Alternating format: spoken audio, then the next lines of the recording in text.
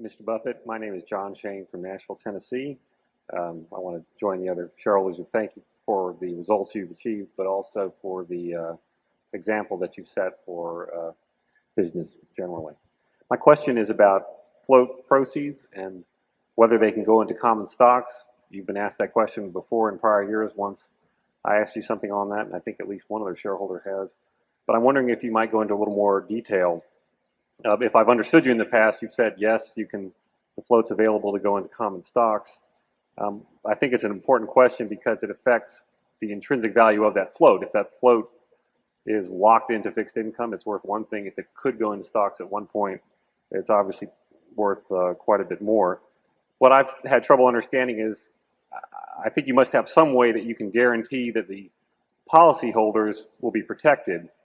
Obviously, you can invest everything in a low market and the market goes even lower.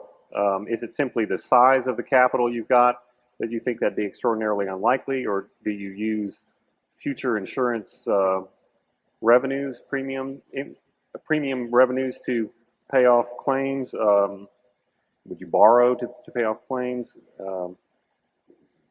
If you could give some detail on that, maybe we could get some comfort as to how you're thinking about that. Yeah, the float in no way is limited to fixed income securities. The float is really available for anything that we feel isn't the most intelligent at any given time.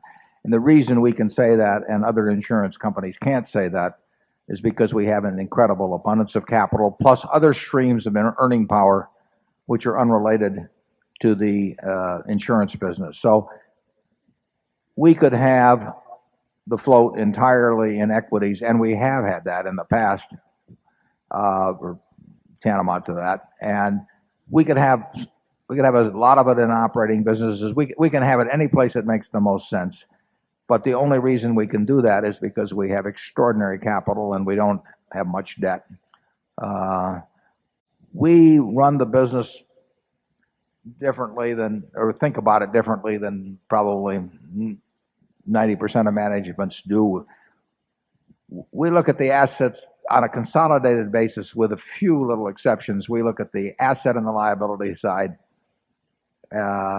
completely absent any linkage for specific assets and liabilities. So our job at Berkshire is to get the liabilities as cheaply as possible.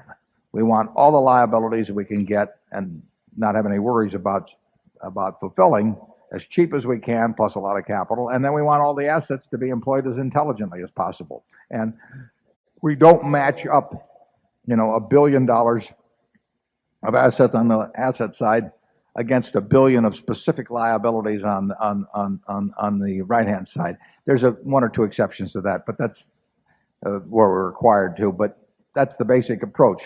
So when Charlie and I think about Berkshire, we're thinking about how do we get as much money as we can, as cheap as we can, without in any way endangering our ability ever to pay anybody under any circumstances.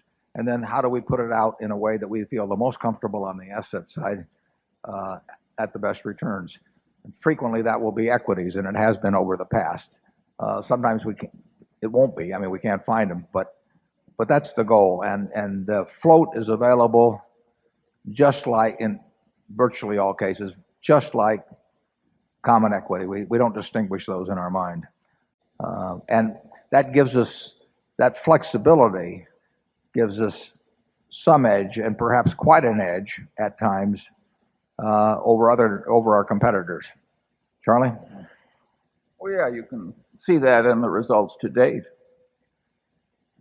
We have used that edge in the past, and we hope to use it in the future. Number 6.